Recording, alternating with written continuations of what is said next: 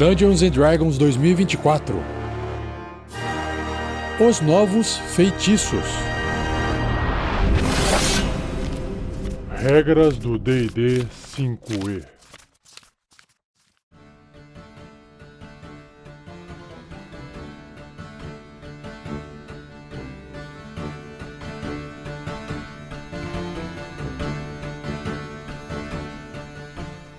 Seja bem-vinda, seja bem-vindo a mais um episódio do Regras do D&D 2024. Nesse momento estou fazendo a versão do D&D 2024. E para quem está acompanhando, já sabe que eu vou seguir com uma transcrição de um vídeo que foi publicado no canal do YouTube do Dungeons & Dragons. Essa transcrição foi depois ajustada por inteligência artificial pelo ChatGPT. E eu trago aqui para você, primeiramente, um resumo em 5 pontos sobre o que é que vai ter nesse episódio. Então, primeiro, mais feitiços e melhorias. O capítulo de feitiços no livro do jogador de 2024 inclui mais de 30 novos feitiços em comparação à versão de 2014. Feitiços antigos foram revisados, melhorados, com aumentos de dano, cura e ajustes de funcionalidade, como mudanças na concentração.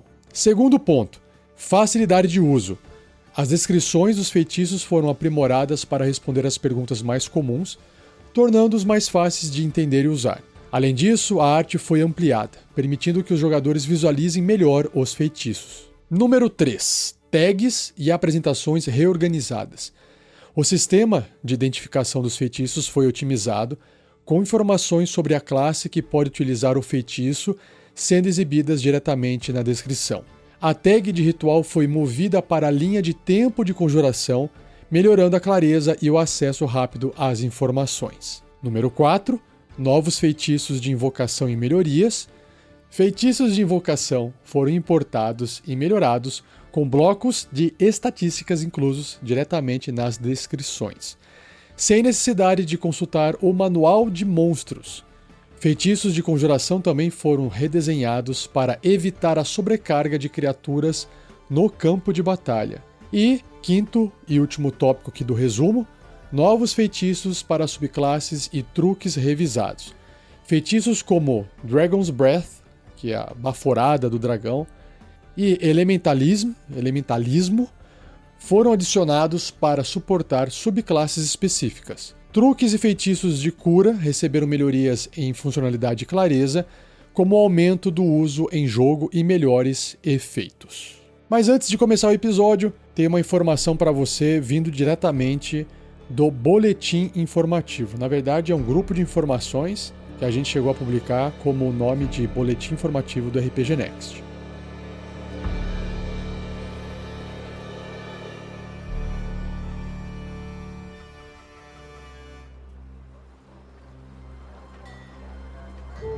Então a gente criou recentemente um boletim informativo que será atualizado todo mês e que está em construção. Mas muitas informações eu já posso trazer aqui para você e, obviamente, nas redes sociais a gente vai estar postando esse boletim com um link para você poder acessar.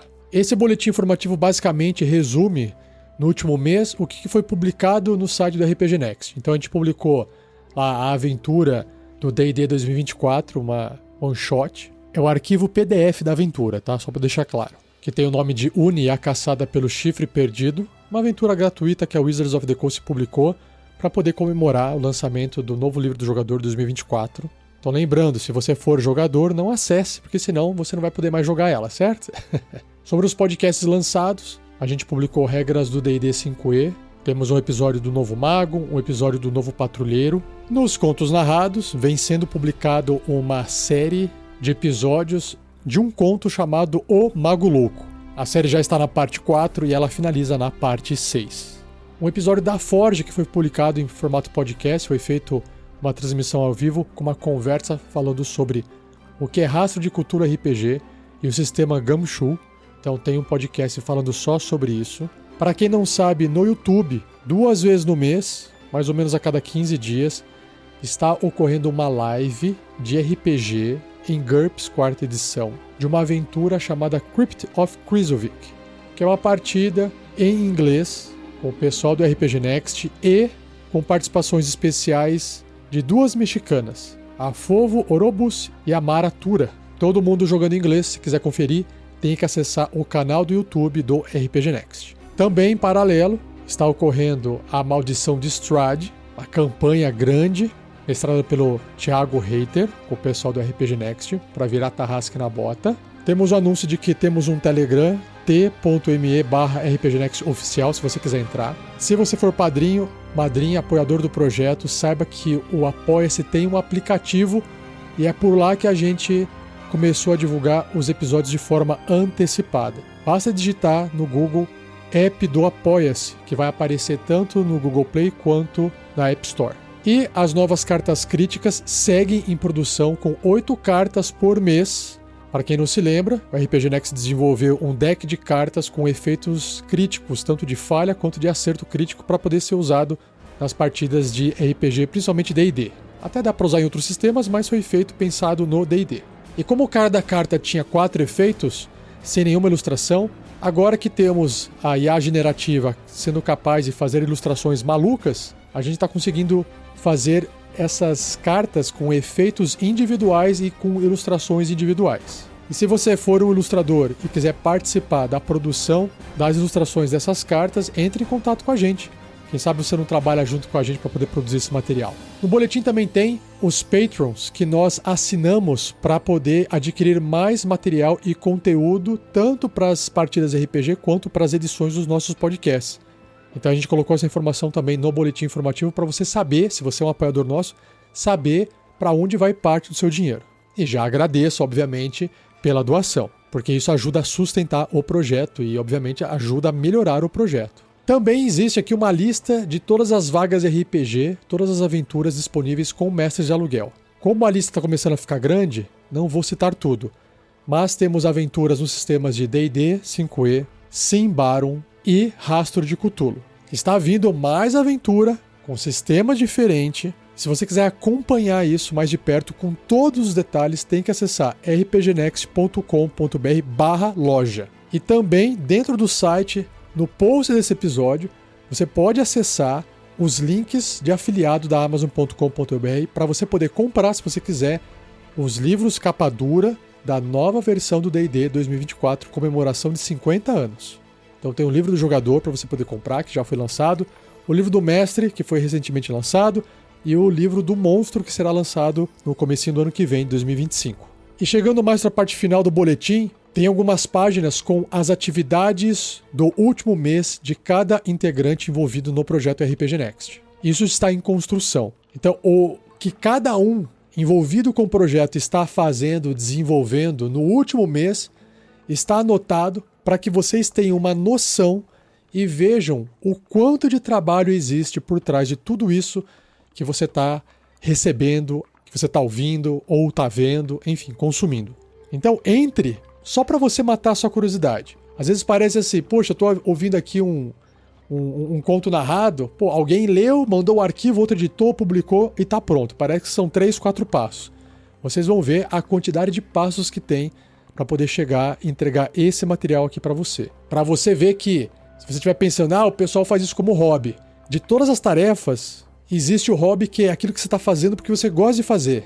E de graça, esse é o hobby, né? Da lista de tarefas, dá para perceber, só de ler, que vai ser 2, 3 tarefas, no meio de centenas de tarefas. E tem tarefa que daria para distribuir para pessoas específicas de cada área. A tarefa do editor, a tarefa do marqueteiro, revisor, narrador e por aí vai. E como a gente não tem profissionais de todas as áreas, a gente tem que fazer de tudo um pouco dentro do projeto. É por isso que a gente insiste aqui em falar que é importante a doação de vocês para que a gente possa expandir o projeto e, se não tiver aquelas pessoas que a gente consiga contratar, que pelo menos com essa lista no boletim, você que tem interesse em participar do projeto, ajudar no projeto, trabalhar junto com a gente de graça, porque a gente trabalha de graça há quase 10 anos já, certo? Não significa que não possa um dia, num futuro, o projeto se pagar, mas no momento não é a nossa realidade. Então, se você quiser ver a lista de tarefas, você pode, de repente, falar assim, caramba, pessoal do RPG Next, eu consigo ajudar vocês com essas tarefas aqui, porque eu manjo disso aqui. tira da mão do Rafael, tira da minha mão, por exemplo, essa tarefa, ou esse grupo de tarefas, e vamos dar mais tempo agora pro Rafael, que estava cuidando disso tudo, para ele poder fazer mais aventura de RPG. A gente gosta do Rafael mestrando RPG. A gente gosta do Rafael preparando a aventura e depois produzindo conteúdo pros podcasts de RPG. Só tô dando um exemplo aqui, né? Então assim, a hora que vocês verem as tarefas que nós estamos tendo que executar dentro do projeto, vocês vão entender por que será que o Rafael parou de fazer isso. Vocês vão ver e vão entender o porquê. Porque o tempo é limitado, tem muita coisa que tem que ser feita e não sobra tempo para fazer as outras coisas. Então de duas uma, ou a gente tem dinheiro para poder pagar por esses profissionais que façam isso que a gente está fazendo, algumas tarefas que são fora do escopo criativo, vamos chamar assim, tarefas mais operacionais, né? Ou a gente precisa de novos parceiros, novas pessoas, você que está me ouvindo, que queira participar do time RPG Next e falar, gente, eu consigo ajudar vocês com isso, todo mês. E aí você entra em contato com a gente conversa com você e quem sabe você não vira um integrante também do projeto RPG Next, beleza? E para fechar, mas não menos importante, a gente também colocou a lista de padrinhos e madrinhas do último mês. Todo mundo que apoiou o projeto e ajuda a mantê-lo da forma que dá, a gente deixou ali como uma forma de agradecimento. Perfeito?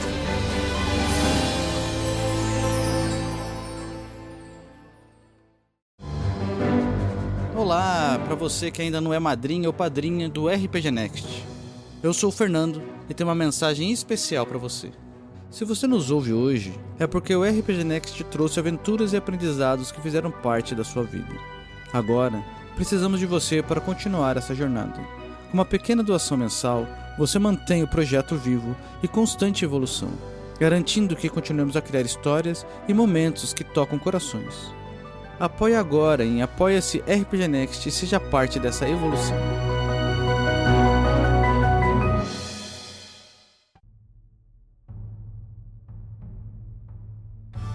Indo para os comentários deixados no último episódio sobre o novo patrulheiro, Chagas Mateus escreveu o seguinte: sobre as subclasses que não foram para o novo livro do jogador, pelo que eu entendi, os suplementos antigos ainda são compatíveis com essa nova versão. Então ainda daria para jogar com subclasses dos livros de Xanatar ou Xanatar e de Tasha, por exemplo. Então assim, Mateus, olha, isso é o que o pessoal da Wizards diz. Olha, é compatível. Porque, na minha visão, é compatível por quê? Porque ainda usa o mesmo sistema. É D20, tem os mesmos atributos, ainda você rola o dado, soma o valor, compara com uma dificuldade ou uma C. Tem teste de resistências para todo tipo. Então, assim, roda, funciona. Essa é a compatibilidade, ok? De que os números, a matemática, as coisas funcionam. No entanto, dá para perceber que as novas classes de 2024 estão mais fortes. Inclusive, acabei de ler aqui no resumo inicial de que as magias foram revisadas e de que elas também sofreram um aumento de dano. Então, tudo bem que se você comparar as subclasses desses livros de Xanatar e o Tashas, por exemplo, também são mais fortes do que as subclasses do livro base de 2014, né? Então, assim, quer pegar, quer sair jogando, quer misturar as coisas? É possível, mesmo porque tem uns combos que o pessoal cria com subclasses, ainda vindo desses livros de 2014, que é extremamente forte. Eu já vi mestre até falar assim, olha, não dá para jogar com essa classe dessa forma, ou não pode combinar X com Y porque fica muito forte. Ah, mas faz parte do jogo, o combo faz parte do jogo. Sim, concordo, mas lembrando que numa mesa RPG tem vários jogadores com vários personagens. E se de repente um personagem é extremamente forte, muito mais forte do que os outros, o jogo pode ficar chato para ele, porque o mestre talvez não consiga aumentar o nível de dificuldade do jogo, porque senão vai prejudicar os outros, ou o contrário, né? Fica só legal para aquele jogador e para o restante fica chato, sabe? Então assim, se você estiver testando essas subclasses com a versão 2024, comente aí o que você está achando, acho que fica melhor. Eu pretendo, quando eu for mestrar, abandonar completamente a versão 2014 e usar só conteúdo da 2024. Eu prefiro assim, é igual formatar o PC e instalar uma nova versão do Windows. Vai rodar liso. Beleza, Matheus? Abraço, cara, valeu. Mais um comentário agora do... Como é que fala isso aqui? É o de André Unicap. André Unicap. Eu acho que é assim que fala. O comentário dele é mais rápido do que eu tentar falar o nome dele aqui. Ele escreveu: volte a mestrar, por favor. André, tô supondo que você seja o André, tá? André, se você ouviu o boletim informativo que foi citado agora há pouco, eu acho que deve ter ficado claro para você o porquê que eu não consigo voltar a mestrar. Mas eu posso explicar aqui para vocês, não tem problema. Isso aqui não precisa ser uma coisa escondida. Eu vou abrir o jogo aqui para vocês. Primeiro, questões de trabalho. Para eu poder voltar a mestrar, eu preciso da minha noite livre, ou das noites livres durante a semana, para poder jogar com o pessoal. Porque o pessoal, na maioria dos jogadores ali, só pode jogar à noite. E eu trabalho à noite. Então, é incompatibilidade de horário, ok? Mas daria para mestrar no final de semana. Marcar num sábado à tarde, talvez a cada 15 dias. Perfeito, eu concordo com você. Daria. Só encontrar jogadores que topem jogar ali no sábado à tarde, certo? Beleza.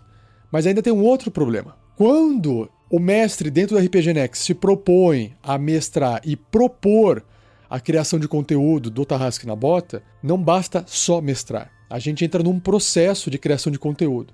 Claro, o preparo da aventura faz parte, independente de ter Tarrasque na Bota ou não. Teria que preparar a aventura de qualquer forma. Tem que preparar a live para poder ficar ao vivo. Eu faria isso de qualquer forma, porque eu acho legal fazer isso ao vivo. Mas aí, os jogadores gravam os áudios, enviam o áudio, aí alguém vai ter que pegar esse negócio para poder editar. No momento, nós estamos sem editor. Então, quem é que geralmente edita o podcast? É quem mestra. Então, eu teria que editar o Tarrasque na Bota. Gosto de fazer isso? Gosto, ok? Eu acho legal. Dá trabalho? Dá. É hobby? Não é. Não é hobby ficar editando. Uma coisa é você gostar de fazer aquilo, mas está longe de ser um hobby. Demanda bastante tempo, bastante energia. Estamos pensando num novo formato para ver se dá para entregar algo sem tanto trabalho assim. Mas até então não tem muito como escapar. Porque são várias pessoas falando, várias pessoas gravando e dá trabalho de editar. São várias horas de episódio, né? Pelo menos umas 2 horas de partida de RPG. E para poder gastar esse tempo editando, Rafael, porque o tempo vai ser meu, de mais ninguém, eu preciso trocar esse tempo de edição pelo tempo de outras coisas. Então eu teria que parar de fazer episódios da Forja, teria que parar de fazer esse episódio aqui, regras do D&D 5e, precisaria parar de fazer os episódios dos contos narrados. E além disso, eu faço um monte de coisa, que é finanças do projeto, cuido dos mestres de aluguel, faço administração do projeto como um todo, reunião pra lá, conversa pra cá, mantenho o site online, manutenção do site, conversa com o servidor quando dá pau. Então, vamos supor que eu não tivesse que editar nada do que eu gravo. Eu gravo o episódio e passo pro editor, incluindo todos os podcasts que eu faço, que eu conduzo, por exemplo. Eu conseguiria fazer o que você estava me pedindo aqui, voltar a mestrar. Eu teria condições de fazer isso. Apertaria ali, teria que preparar, mas é isso que eu preciso. Eu preciso de gente ajudando a fazer esse trabalho. Eu prefiro pagar o editor, porque aí você tem como cobrar uma edição de qualidade. As edições que são feitas de forma voluntária, você não pode exigir muito, né? Do tipo, faz melhor aí. Tô fazendo aqui no meu tempo livre, é o que deu pra fazer. Mas pagando você pode. O que eu quero dizer é, André, não tem outro jeito disso sair sem apoiar o projeto. Então você vai ter que entrar, não só você, André, mas todo mundo que me ouve. Entra no apoia.se/rpgnext. Entra com apoio de R$5 por mês, menos do que $1. Se todo mundo, ou a grande parte, estiver fazendo isso, a grande parte das pessoas que nos ouvem fazer isso, a mudança no projeto vai ser gritante. E olha que a gente não está falando de muito dinheiro não, tá? Porque muito dinheiro é realmente 50, 100, 200, 300 mil por mês. Isso é bastante dinheiro. Mas a gente sair de 2.500 arrecadado para ir para 7 mil, para 10 mil, vai fazer uma diferença gritante. E isso não é dinheiro suficiente nem para manter o projeto, o esforço de todo o projeto. Mas já é suficiente para poder liberar tempo do pessoal que produz conteúdo, incluindo eu. Esse dinheiro não é para ir para o nosso bolso. Não é para a gente poder pegar o seu dinheiro que você doa e falar assim, vamos dar dinheiro pra essa galera e eles vão continuar fazendo a mesma coisa. Não, é pra gente poder pagar pessoas, pagar profissionais para ajudar no projeto. E liberar o nosso tempo pra gente poder fazer algo que entrega valor para você, que é um ouvinte, ou vocês. Então, eu quero ver o Rafael 47 mestrar mais. Eu preciso de tempo. Só que eu preciso parar de fazer outras coisas que para você não faz diferença. Então, esse episódio que você está ouvindo agora do Regras do D&D 5e, não importa se fui eu que editou ou se eu paguei para alguém editar, certo? Mas faz diferença se sou eu que estou gravando ou outra pessoa gravando. Então, é importante eu só me focar em fazer aquilo que te entrega valor. Eu quero ouvir o Rafael, eu quero acompanhar essa galera aqui. O editor, às vezes, você nem sabe quem que é. Então a gente precisaria de dinheiro para poder pagar essa galera. E como o nosso conteúdo é gratuito, não tem outra forma a não ser com vocês colaborando com o projeto, tá bom? Pensa assim, a gente gasta dezenas e dezenas de horas no mês para entregar esse conteúdo para vocês. R$5 por mês. Quanto que isso pesa no seu bolso? Quanto que você tem que trabalhar para você poder nos doar R$5 por mês? Se eu fosse pegar a minha hora de trabalho, multiplicar pelo quanto eu gasto de tempo no RPG Next, trabalhando, daria bem mais dinheiro, eu sozinho, só para poder fazer uma comparação, bem mais dinheiro do que o projeto hoje arrecada. A gente tem mais ou menos 100 padrinhos. Quantos de padrinho a gente precisa? De uns 1000 padrinhos. Pra coisa começar a andar legal, entendendo? Andar legal, mas pô, Rafael, então quer dizer que se eu for o padrinho 101, não vai nunca chegar no 1000, porque até chegar no 1000 demora muito? Não. Nós temos 5.000 ouvintes, estimado. Então não precisa ser todo mundo. 20% do pessoal que nos ouve se doar, R$5 resolveu o problema, tá bom? Mas André, peguei o seu comentário de 4 palavras, 5 palavras, transformei aqui num discurso, né? Beleza? Obrigado e desculpa ter falado tanto assim, mas acho que valia a pena aqui para entender. Pô, por que eu não volto a mestrar, tá bom? Mas eu quero voltar a mestrar. Não me entenda mal, eu quero, tá? Só que não dá nesse momento para eu fazer isso ainda. Indo pro próximo comentário, que é o último, o Cowboy Mágico voltou aqui escrevendo também no episódio sobre o novo patrulheiro o seguinte. Como jogador assíduo de patrulheiro, posso dizer que, na versão de 2014, as habilidades do patrulheiro eram muito situacionais. Como, por exemplo, a do terreno favorito. É verdade, né? Se você tinha um terreno favorito, floresta, e tivesse jogando uma aventura no deserto, né? Não ia ter efeito algum aquilo lá. Se o mestre não se lembrasse, poderia acontecer de essa habilidade nunca ser usada. Que é o padrão, né? Eu acho que quem tem que lembrar dessa habilidade, que é do personagem do jogador, é o jogador. Imagina, o mestre tem que lembrar da história, lembrar o que os jogadores estão fazendo, os personagens estão fazendo na história, tem que lembrar dos NPCs, tem que lembrar de todas as ações, escolhas, tudo que todos os personagens fizeram. Imagina ele ter que lembrar também da habilidade de um personagem e o jogador que só tem um trabalho. O único trabalho do jogador é, ele tem que conhecer o personagem dele. Ele não precisa saber mais de nada. Ele precisa conhecer o personagem dele e lembrar, obviamente, do que ele está fazendo na aventura, né? Só isso. Se nem isso o jogador dá conta de fazer, quem dirá o mestre? Não é trabalho do mestre. Não é o mestre que tem que lembrar dessas coisas, tá bom? É o jogador. Mas ele tá certo aqui, era uma questão situacional. Mas continuando aqui para finalizar. E vejo que esse novo patrulheiro é muito mais versátil, verdade. Tanto em ações de exploração quanto em combate. Perfeito. Eu acho que vai ser mais fácil jogar com ele. Fechado? Então, chega de comentários e falas minhas aqui. Vamos pro episódio de uma vez por todas. Simbora!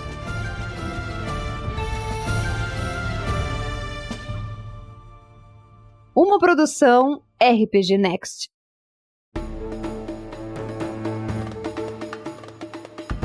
Então, sobre os novos feitiços do D&D 2024, o Jeremy Crawford, o designer, começa dizendo: há muitos feitiços, novos feitiços e também algumas atualizações. O capítulo de feitiços é enorme. Sempre foi, né? Agora ficou maior ainda. E ele tem ainda mais feitiços do que o capítulo de feitiços do livro do jogador de 2014. Na verdade, ele tem pelo menos 30 feitiços a mais do que aquele capítulo. E todos os feitiços que estão retornando foram revisitados e, em alguns casos, receberam melhorias funcionais. De fato, Eu sempre achei que dava para melhorar a descrição, alguma coisa das magias ou feitiços, como o pessoal fala, né? E eu tô curiosíssimo aqui para descobrir, lendo aqui, o que é que tem de novidade. Tô empolgado, com antecedência aqui já. Voltando. Eles causam mais dano agora ou curam mais se forem feitiços de cura. Ou o alcance foi estendido, ou um feitiço que exigia concentração antes, agora não exige mais. Ou que não exigia concentração antes, agora exige. Então há muita coisa acontecendo nesse capítulo. Pausa, deixa eu só fazer uma reflexão aqui. Então assim, as classes já vêm sofrendo melhorias que estão tornando a classe mais forte, o personagem mais forte. Agora, além disso, quem fizer magia vai estar causando mais dano ou curando mais. Então está tornando mais forte. Ou seja, eu já ouvi o pessoal citar lá no primeiro vídeo, né, que os monstros tiveram que sofrer ajustes nos seus níveis de desafio, o CR, o Challenge Rating. Por quê? Se o personagem está mais forte, se o personagem causa mais dano, o monstro que tinha um nível de desafio baixo vai ficar mais fácil. Então, você tem que ajustar, você tem que arrumar para dar uma compensada. Talvez colocar mais pontos de vida nos monstros, talvez colocar mais habilidades, enfim. Aumentar a defesa, não se sabe. A gente só vai descobrir isso quando a gente chegar no livro dos monstros. E voltando aqui. Também revisamos todos os feitiços para ver como poderíamos melhorar a facilidade de uso deles durante o jogo. Isso aqui acho que vai ser fantástico. Baseando-nos em uma década de perguntas sobre vários feitiços, essencialmente incorporamos as respostas às perguntas mais comuns sobre as regras dos feitiços nos próprios feitiços, o que é extremamente inteligente, né? Então, acho que as pessoas também vão perceber que, mesmo que a funcionalidade de um feitiço não tenha mudado, será mais fácil usá-lo, pois suas perguntas mais frequentes agora estão respondidas no próprio feitiço. Perfeito, maravilhoso. Queria até poder ver um feitiço de exemplo para poder ver uma comparação entre um feitiço que sofreu uma alteração e outro que era o padrão que tinha problemas, né? Fiquei curioso agora. Talvez eu possa ir atrás e encontrar essa informação, porque o livro do jogador já foi lançado, então já dá para fazer essa comparação. Mas se você quiser me ajudar a fazer isso, mande para mim. Mande por e-mail ou copie o texto aí no post e comenta que eu leio no próximo episódio. Há também mais arte dos feitiços do que antes, o que é incrível. Então você vai poder ver mais feitiços em uso. Arte acho massa, né? Não tem como não ter arte e não achar legal, né? E ver arte de feitiço em funcionamento, eu acho super legal. Sempre gostei. Apesar de eu imaginar como é que aquilo pode ser, uma arte bem feita ali sempre ajuda. E muitos dos feitiços foram simplificados. Uma das coisas que fizemos foi, em alguns casos, fazer com que os feitiços fizessem mais, mas com menos palavras. Isso é legal, né? Simplificar, fazer um design mais enxuto. Estávamos em busca de quantas palavras podíamos cortar de alguns deles, para que você pudesse chegar ao essencial do feitiço mais rapidamente. Queríamos que, ao percorrer esse enorme capítulo, você não só encontrasse facilmente o feitiço que quer conjurar, mas, ao lê-lo, chegasse ao ponto central do que ele faz, sem muita complicação. Ou seja, olha só que interessante, né? Isso que eu gosto de acompanhar no design. Você tem um sistema, um jogo, que está sendo jogado por 10 anos. Os caras conseguem pegar, compilar, juntar tudo isso, vamos melhorar para uma nova versão e fazer todos os ajustes necessários, porque depois que o livro foi lançado, não dá para você... Gente, a gente resolveu aqui reescrever todo o texto, melhorar o que vocês estão reclamando, a gente vai lançar uma nova versão com o texto modificado. Não tem como fazer isso, porque isso é redesign. O que o pessoal faz é lança uma nova versão, uma nova edição, não uma nova edição, uma nova versão de impressão, onde tem correções. Isso era mais comum no passado, hoje em dia é mais difícil porque você já tem como fazer isso de forma mais automatizada, né? Mas eu lembro que quando eu comprei o livro do D&D 3.5, eu comprei uma segunda impressão, eu não comprei a primeira. E nessa segunda impressão tinha correção do texto mesmo. Tinha às vezes palavra que estava escrita errada. Faltava, sei lá, uma letra no meio, faltou, sei lá, uma vogal. Então o pessoal corrigiu isso. Nessa época do 3.5, não sei se alguém se lembra, no site da Wizards eles lançavam semanalmente, acho que era semanal, eles faziam um artigo postando correções, discussões sobre regras e correções. Eu lembro que eu imprimia cada um desses artigos e numa pasta de fichário eu fazia um fichário gigante que chegou a ficar assim, sei lá, com mais de 300 páginas de impressão de folha sulfite, com comentários, ajustes, correções, interpretações das regras de todos os livros, né? Livro do mestre, do monstro e do jogador. Lá na época da 3.5. Depois de um tempo, da 4ª em diante, eu não vi mais isso. A internet mudou a forma de compartilhar essa informação e tal, então não teve mais isso. E da 5ª edição para cá, se já não estava vendo antes, acho que sumiu de vez. Talvez fosse só eu não sabendo que tinha essa informação, mas realmente depois da 5ª edição, que a gente entrou no mundo mais digital ainda, eu pelo menos voltei a jogar agressivamente RPG na pandemia, como mestre de aluguel, e toda a partida... Quando eu já comecei a fazer o RPG Next lá em 2015, já era tudo digital, já era tudo com mesa virtual, né? E de lá para cá, isso não mudou. Então todo esse conteúdo de vamos atualizar o material, é feito digitalmente, né? A comunidade atualiza, você vai lá e baixa a coisa já atualizada, então é meio que quase no automático. Então eu tô dando toda essa volta toda porque... E olha que interessante, né? Tem esse material de interação, é uma grande validação do D&D 2014 para poder pegar o que funcionou, o que precisava ser ajustado e lançar essa 2024. E como eu sou da área de design de jogos, eu não sou aquela pessoa que torce o nariz por causa de uma nova versão. E eu não costumo falar, o pessoal só quer vender mais livro. Sim, eles querem vender mais livro.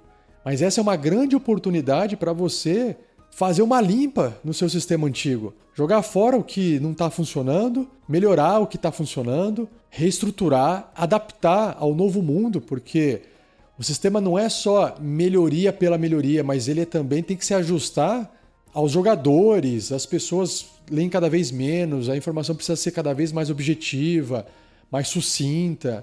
Isso faz parte da realidade cultural do mundo. Eu acho, então, legal essa atualização, essa adaptação para os tempos modernos. E outra versão virá, com novas melhorias, e isso nunca vai parar. E é bom que não pare, porque isso é uma evolução do sistema. Enquanto tiver isso acontecendo, é porque a coisa está indo bem. Porque o dia que estiver indo mal, vai parar. E vai ficar estacionado, tá? E se você não gosta da nova versão, você não é obrigado a ir para a nova versão. Você pode consumir a versão antiga, porque eu tenho certeza que tem tanto, mas tanto conteúdo da versão antiga que você pode gastar anos e anos e anos da sua vida consumindo, jogando aquilo lá, que não vai dar tempo de você fazer tudo que você quer. E hoje eu estou filosófico, né? Tô falador. Deixa eu voltar aqui pro episódio, senão a coisa desanda. Vamos lá. Também aprimoramos a apresentação dos feitiços, incluindo nos próprios feitiços uma lista das classes que têm aquele feitiço em suas listas. Então, por exemplo, se um feitiço é de mago, na sua descrição vai te dizer que é um feitiço de mago. Finalmente! Obrigado! É muito mais fácil do que ficar vendo uma página com a lista dos feitiços que o mago pode fazer. Mago, sei lá, patrulheiro, feiticeiro, o que tiver lá, né? Aí você tem que ficar lendo lá em ordem alfabética. Tá, achei aqui na letra B, ele faz esse feitiço. Agora eu vou lá na frente, cadê o feitiço com a letra B? Para depois ler. Nossa, finalmente. Uma coisa simples e muito útil. Isso vai facilitar muito a seleção de feitiços porque você não vai mais precisar ficar indo e voltando entre uma lista de feitiços em outra parte do livro e os próprios feitiços quando estiver tentando decidir quais feitiços quer para o seu paladino, patrulheiro, mago, bruxo, ou seja lá qual for sua classe. Você pode simplesmente olhar através do capítulo de feitiços e ver ali, perto do nome do feitiço. Esse é um feitiço de feiticeiro, ou esse é um feitiço de mago, sem precisar cavar para achar isso. Nós também pegamos a tag de ritual e a movemos para a linha de tempo de conjuração, porque a tag de ritual afeta principalmente o tempo de conjuração de um feitiço. Fizemos isso não apenas para que você possa perceber isso imediatamente ao olhar quanto tempo leva para conjurar um feitiço e ver se você tem a opção de conjurá-lo como um ritual, mas também porque estamos colocando mais informações nessa linha que fica mais acima do feitiço. Então é por isso que eles precisaram fazer essa modificação, tirar a tag de ritual de um lugar e colocado em outro lugar. Sobre a apresentação da magia dos feitiços, ela foi aprimorada. a clareza dos feitiços foi melhorada. A funcionalidade foi melhorada. Muitos feitiços foram reforçados. Há também, em particular, vários feitiços de dano de nível alto que tiveram seu dano aumentado, para que as pessoas se sintam bem em usá-los. Por exemplo, Chuva de Fogo agora causa mais dano, assim como vários outros feitiços de nível mais baixo. Nossa, eu nem lembro que magia que é essa. Chuva de Fogo. Firestorm? Tempestade de Fogo, talvez? Mas essa aí não é nível baixo. Chuva de Fogo? Não tem Rain of Fire. Não lembro dessa magia em inglês. Enfim. Existem novas maneiras de usar feitiços e também feitiços totalmente novos. Gostaria de ouvir sobre alguns deles? Aí o anfitrião responde. Eu adoraria ouvir isso. Então vamos lá. Vários dos novos feitiços. Alguns deles as pessoas viram versões durante o processo de Unearthed Arcana. E também alguns dos novos feitiços apareceram originalmente em livros como o Guia de Xanatar ou o Caldeirão de Tasha. Mas mesmo feitiços que apareceram primeiro nesses livros, que agora são novos feitiços no livro do jogador, muitas vezes receberam atualizações, seja na funcionalidade, na clareza ou em ambos. Um grupo inteiro de feitiços que são novos no livro do jogador são os feitiços de invocação. Pegamos os feitiços de invocação, que eram muito populares no Caldeirão de Tasha, e os incorporamos no livro do jogador, e depois os aprimoramos. Agora há ainda mais opções, e essa é uma das minhas novas coisas favoritas. Quando se trata dos feitiços, porque é algo imediato, esses feitiços possuem blocos de estatísticas dentro deles. Então você não precisa ficar caçando no Manual dos Monstros. Você tem tudo o que precisa dentro daquele feitiço. Aê, finalmente também! E há opções dentro dele. Esses blocos de estatísticas agora também seguem o formato atualizado que aparece não apenas no apêndice de criaturas desse livro, mas também nesses feitiços. Esses monstros serão fáceis de usar na mesa. A maioria desses feitiços de invocação agora também tem arte, então as pessoas poderão ver pelo menos algumas das versões das criaturas que podem invocar com os feitiços. Aí o anfitrião comenta: eu acho que vai ser muito divertido para as pessoas usarem isso na mesa. Você pode invocar um constructo, invocar dragões, invocar mortos-vivos, basicamente tudo que você quiser invocar, e eles vêm com um bloco de estatísticas no próprio feitiço. E aí o Jeremy volta a responder: sim, isso se aplica a feras, fadas e assim por diante. Agora, por termos incluído esses feitiços de invocação, acabamos redesenhando os feitiços de conjuração que estavam no livro do jogador de 2014, porque naquela versão tínhamos feitiços como conjurar fada, conjurar celestial e coisas assim. E aquelas versões faziam você buscar blocos de estatísticas no Manual dos Monstros, e, infelizmente, muitas vezes resultavam em um monte de criaturas aparecendo no campo de batalha, ocupando a ordem de iniciativa, e isso geralmente atrasava o jogo. Não, geralmente não. Atrasa o jogo. Atrasa até hoje. Você colocou mais token na iniciativa, vai demorar mais tempo para poder girar a rodada e chegar no outro jogador, né? Esses feitiços eram frequentemente uma dor de cabeça para os mestres. Não, ainda é.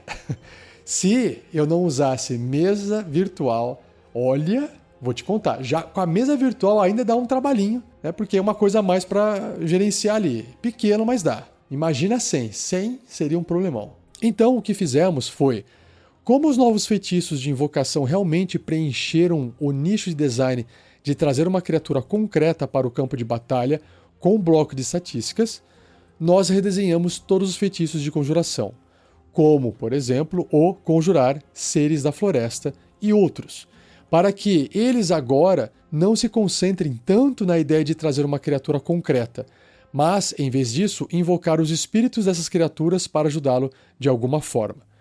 Tá, mas só uma coisa eu não entendi aqui.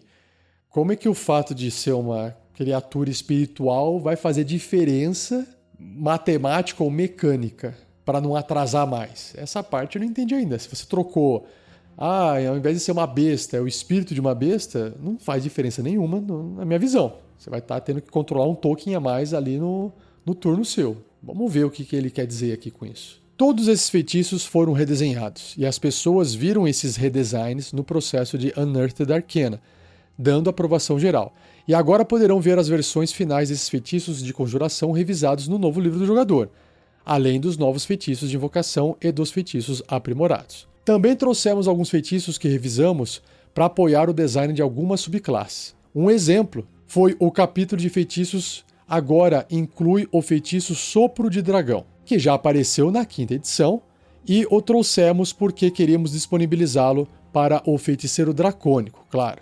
Então, há uma série de feitiços que foram adicionados diretamente para apoiar classes e subclasses no livro. Outro exemplo é o novo truque Elementalismo, que projetamos não só para apoiar o guerreiro dos elementos no monge, mas também como uma resposta aos vários truques elementais que publicamos em diferentes momentos na 5ª edição. Pensamos em trazer todos esses truques para o livro do jogador, mas em vez disso, decidimos projetar apenas um truque que permite acessar os diferentes elementos, criando várias formas elementais e coisas do tipo.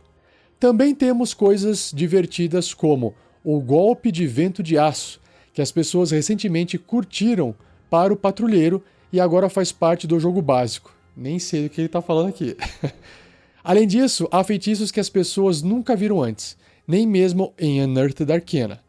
Vários desses feitiços estão conectados a conjuradores renomados no multiverso de D&D. Já falamos em um dos vídeos sobre a presença régia de Igwilv, não sei como é que fala isso, Igwilv, como um desses novos feitiços, mas também temos a Tempestade de Radiância de Jalarzi.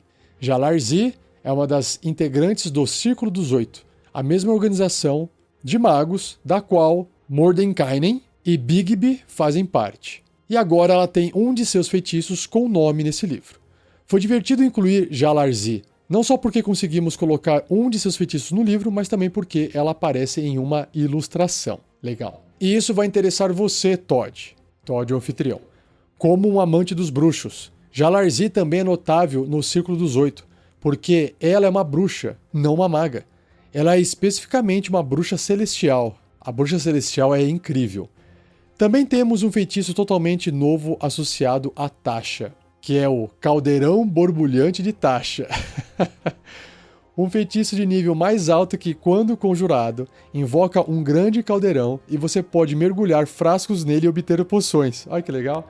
Agora, essa será a maneira mais rápida de conseguir poções. Caramba, tô imaginando, né? Usando o Caldeirão Borbulhante de Tasha. Também há feitiços favoritos que migraram para o livro, como o truque Toll the Dead, que agora faz parte do jogo principal, e o Synaptic Static. Além disso, temos novos truques que as pessoas viram no Unearthed Arcana, como Stereo Wisp e Sorcerer's Burst, que agora fazem parte do jogo principal, assim como Mind Spike, o Mind Sliver, Ice Knife, Vitriolic Sphere e Word of Radiance. Gente, o chat aqui não traduziu essas magias porque é difícil de traduzir, né? Você tem que inventar meio que uma outra palavra. Ice Knife é a faca de gelo. O Word of Radiance é a palavra radiante. Mas o resto é mais chato, né? Tem a esfera vitriólica aqui, não sei o que é, a explosão do feiticeiro, enfim, tá? Então, fica em inglês assim desse jeito. Não importa tanto assim. Então, esses nomes que eu disse, voltando aqui para o texto, estão entre os feitiços que agora foram promovidos para o livro principal de regras do jogo. Poderíamos falar por horas sobre isso, mas não vamos. Sobre todos os feitiços que tiveram mudanças significativas. E houve muitas mudanças significativas, como, por exemplo, algumas melhorias relacionadas à economia de ações ou que não estavam atingindo o ponto ideal. Você tem alguns exemplos disso? Perguntou o anfitrião. Bem, entre meus favoritos estão os feitiços de cura aprimorados. Os feitiços de cura foram atualizados como cura pelas feridas. Eu acho que é Cure Wounds. Não tem pelas feridas, é cura de ferimentos.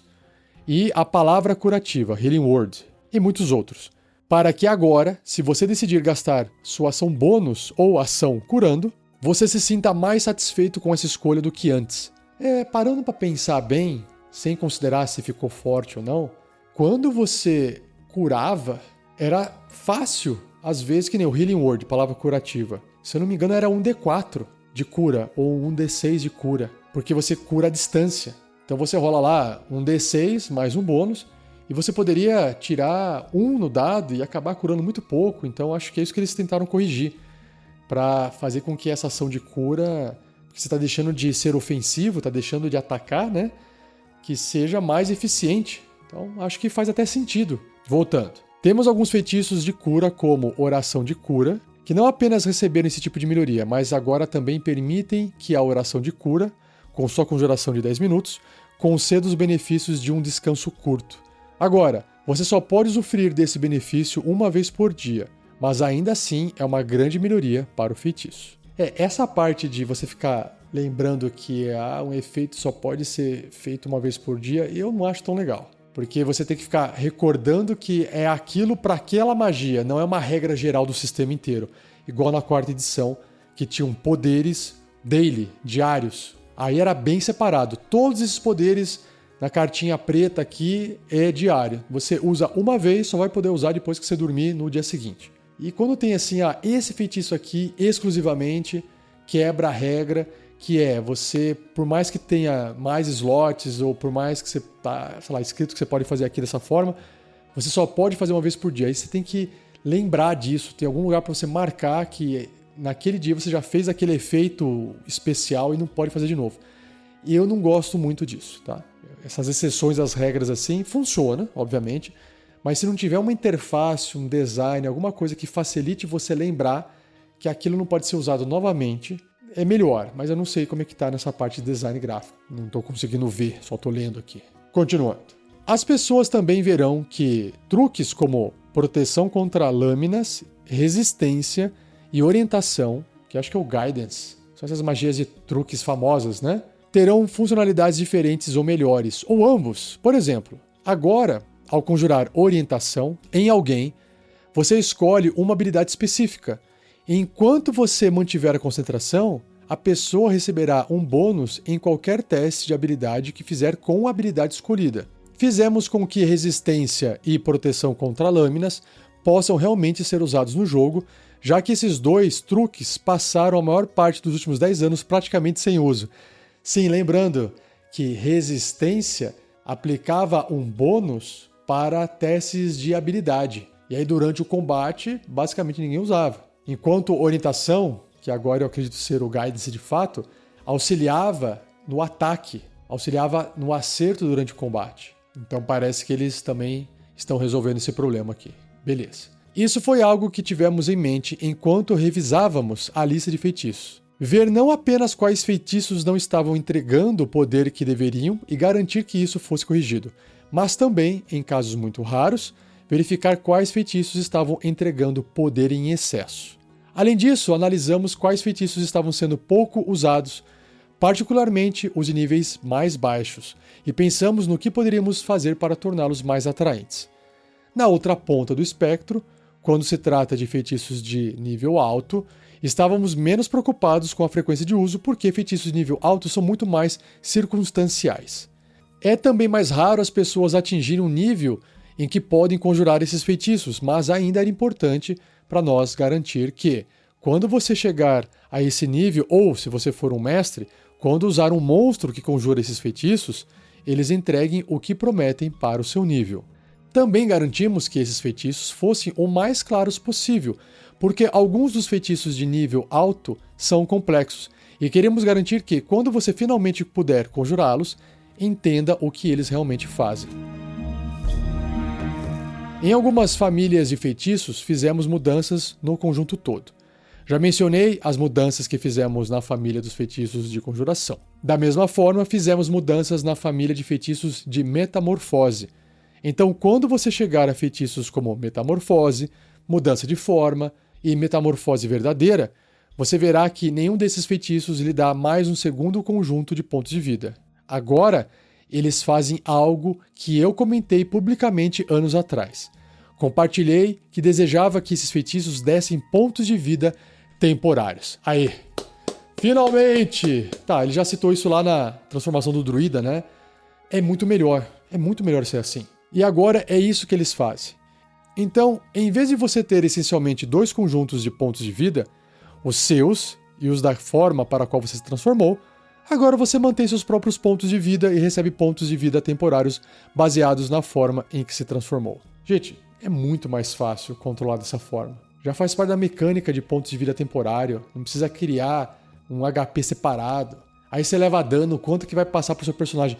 Nos VTTs vai facilitar ainda mais a programação, porque já tem isso programado por base. Se você tem 10 pontos de vida temporário Você levou 15 de dano, ele vai esgotar os seus 10 pontos de vida temporários e vai passar os outros 5 que sobrou pro HP normal, automaticamente. Então é muito mais fácil. Indo para a parte de redação, ela também foi padronizada em alguns pontos dos nossos feitiços para garantir consistência.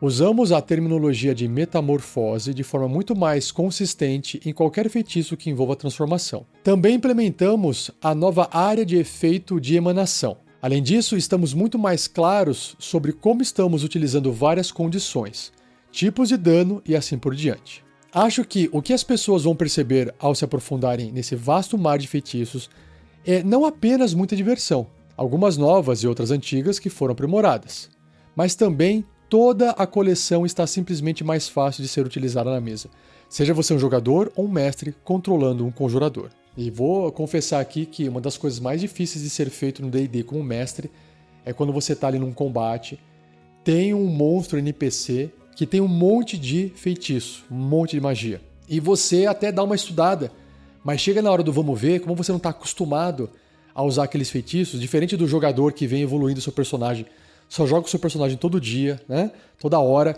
e ele vem evoluindo e ele vai se acostumando a usar aquelas magias com o tempo. O mestre não tem muito isso. De repente tem lá um arquimago, que é um NPC, que tem uma penca de magias ali na lista. Você dá uma olhada, tenta se preparar, mas na hora do vamos ver, você se embanana. Você, cara, o que eu vou usar aqui? E aí, para não demorar, você acaba recorrendo a magias mais simples ou mais objetivas e diretas, e o resto fica sem uso, sabe? Então, espero que isso que eles mudaram aqui ajude realmente o mestre também. Algo sempre importante de lembrar sobre o capítulo de feitiços é que, ao contrário do capítulo de classes, que é o maior do livro do jogador, o capítulo de feitiços, que é o segundo maior, não é apenas para os jogadores. O capítulo de feitiços é o repositório de magias para o jogo como um todo, e o mestre frequentemente precisa dessa parte do livro do jogador, tanto quanto os jogadores. Existem partes do capítulo de feitiços que são principalmente para o mestre. Um ótimo exemplo disso é o feitiço Guarda e Proteção. É extremamente raro um personagem jogador conjurar Guarda e Proteção, mas um conjurador NPC do mestre pode usá-lo para tornar o seu calabouço muito mais difícil de ser invadido. Foi o que eu comentei. Uma magia em um NPC que ninguém está usando e o mestre tem que, de repente, ler lá e se preparar para usar aquilo ou até criar uma narrativa por trás e justificar o porquê que aquele NPC tem aquela magia, né? Agora, temos os bastiões no Guia do Mestre. Lembra que eu citei sobre Bastião lá no primeiro episódio do D&D 2024? E vai ter um episódio futuro sobre Bastião, tá? Aguarde. Então, talvez esse feitiço acabe sendo um pouco mais usado no futuro. No caso, o feitiço Guarda e Proteção, né? Que você vai poder proteger o seu castelo, a sua fortaleza, com as regras de Bastião. É isso que ele quis dizer aqui. Mesmo assim, até feitiços como Guarda e Proteção foram ajustados no novo livro do jogador. O feitiço Desejo também foi refinado, que é uma das magias, um dos feitiços mais famosos, né? O feitiço Desejo agora tem algumas novas opções padrão embutidas. E o feitiço também aborda mais sobre as possíveis consequências de usar esse feitiço. Porque é legal, né? Tem que ter consequência, né? Senão fica muito fácil. Inclusive, agora há uma orientação específica no feitiço sobre o que acontece se você tentar usar o desejo para afetar a cidade de Sigil ou a Dama da Dor. Puta, agora me fugiu, gente. Eu lembro que fica num outro plano essa cidade de Sigil, plano do fogo. Agora me fugiu. Comente aí que depois eu leio no próximo episódio. Eu adoro uma cláusula da Dama da Dor em um feitiço. Agora existe um trecho específico sobre a Dama da Dor no feitiço Desejo. Muitos dos feitiços, mesmo quando não têm uma mudança funcional significativa, às vezes recebem um toque divertido de mudança de sabor. Seja a questão sobre a Dama da Dor no feitiço Desejo, ou novos detalhes na parte de componentes do feitiço. Ou novos floreios, que são aqueles flavors, né? Sobre o que acontece se o feitiço falhar.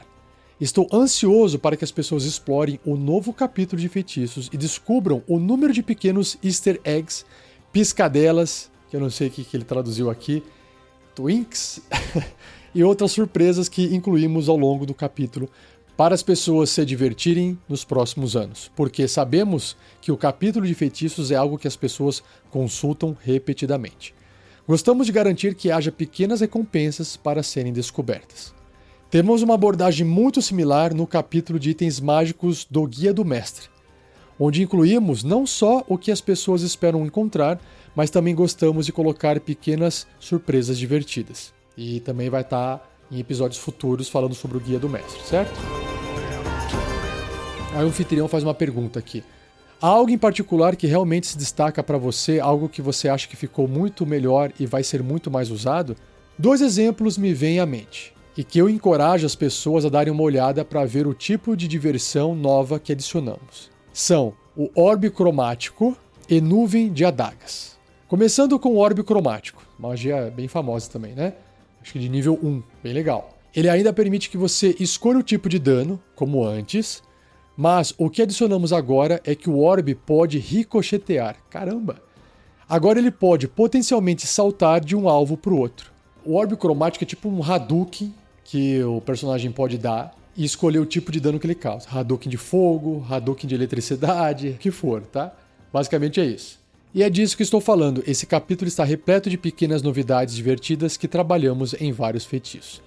Então ele deixou no ar aí o que é o ricochetear. Eu não sei, não tive acesso. Traga aí pra mim, escreva aí no post do episódio que eu volto aqui e leio para matar a nossa curiosidade. Da mesma forma, em Nuvem de Adagas, agora o feitiço permite que você o mova. Como conjurador, uma das minhas maiores frustrações ao conjurar Nuvem de Adagas sempre foi que eu conjurava o feitiço, então os monstros se moviam para longe. É verdade. Essa magia era boa para você colocar numa porta, numa passagem, e que não tivesse outro caminho a não ser aquela porta aberta, sei lá, aquele buraco, para os inimigos passarem, né, e tomar o dano das adagas.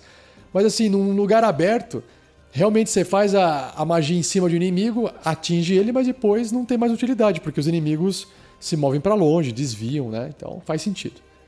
Ou mesmo quando eu conjurava essa nuvem de adagas em Baldur's Gate 3, e eu não joguei esse jogo ainda, tô coçando a mão para poder jogar, eu pensava, eu quero poder mover isso. Então, quando finalizamos o capítulo de feitiços, fizemos com que agora você possa mover a nuvem de adagas. Perfeito, ótimo, né? Igual mover a esfera flamejante, né? Muito bom. Também tornamos alguns feitiços que eram muito complicados em termos de economia de ação, bem menos frustrantes. Acho que um dos melhores exemplos disso é a chama produzida. Acho que é o Produce Flame, produzir chama. O truque de druida, esse mesmo. Esse truque era bem complicado de preparar. Depois que você conseguia fazê-lo funcionar, lançar o fogo até era divertido, mas agora ele é muito mais fácil de conjurar. E curiosamente, esse é um outro caso onde não era só complicado de conjurar no jogo de mesa, mas quando eu jogava Baldur's Gate 3, era excruciante conjurá-lo. Na verdade, foi enquanto eu jogava Baldur's Gate 3 que pensei, nós vamos redesenhar a chama produzida para que não seja tão complicado conjurar esse truque. Eu não lembro, vários jogadores já usaram esse truque na minha mesa, e eu não lembro de ter sido um problema essa magia. Mas a gente também estava usando o VTT, né, a mesa virtual. Então, para mim, eu não entendi aqui qual que era o problema e o que eles fizeram de diferença. Comente aí se você souber. A arte é impressionante. E uma das minhas coisas favoritas sobre isso é que muitas vezes você vê o personagem que criou o feitiço lançando. Aí, de novo a arte aqui, né? Acho muito massa. Por exemplo, Melf lançando a sua flecha ácida de Melf. Aí o anfitrião faz um comentário aqui. Como alguém que joga principalmente com bruxo, estou super empolgado em ver feitiços como armadura de Agats e braços de Adar sendo representados em imagens, o que nunca tinha visto antes. E aí volta a conversa pro designer. E esses 2 feitiços estão na mesma pintura. Muitas dessas imagens mostram também a armadura arcana. Em várias das legendas das pinturas, identificamos os principais feitiços que estão sendo lançados, mas há alguns casos em que outros feitiços também estão presentes na imagem, mesmo que não sejam destacados na legenda. Há uma pintura encantadora para o feitiço Vidente, onde uma pessoa está conjurando Vidente para falar com sua mãe, e a mãe está conjurando Vidente para ver o filho. É como se fosse um FaceTime. E foi isso que eu pedi especificamente para essa imagem. Legal. Bacana. Puta, que pena que não dá para ver as imagens do podcast, né? mas obviamente que eu pretendo, quando eu for fazer a leitura desse material nos episódios futuros do Regras do D&D, pretendo fazer uma descrição da imagem para poder fazer com que o pessoal que esteja ouvindo possa tentar visualizar isso melhor. Agora com IA, eu conseguiria tirar um print da imagem, jogar nela e pedir para ela descrever aquela imagem. Talvez ficaria até mais fácil. E para finalizar, ao longo da história de D&D, às vezes não ficava claro o que certos feitiços estavam representando na arte. Nas edições anteriores, às vezes era só um raio laser, nem definição clara, mas agora estamos trazendo mais definição. Se pudéssemos adicionar mais 32 páginas ao livro, teríamos incluído ainda mais arte. Mas o livro já tem 384 páginas, com mais arte do que qualquer outro livro do jogador anterior. Seja você também um apoiador desse projeto através do site Apoia-se, se escreve apoia.se/rpgnext. E a partir de R$5, além de você ajudar a gente a bater nossas metas, você também já recebe as suas recompensas. Repetindo, apoia-se/rpgnext. E assim se encerra mais um Regras do D&D 5e. Se você gostou, não se esqueça de deixar o seu like, de compartilhar, se inscrever, assinar e de nos seguir nas redes sociais, que são de fácil acesso. Basta você digitar RPG Next, que vai aparecer a nossa marquinha nova, verdinha, e você vai conseguir nos encontrar. A gente está no Facebook, no Instagram, no YouTube, TikTok.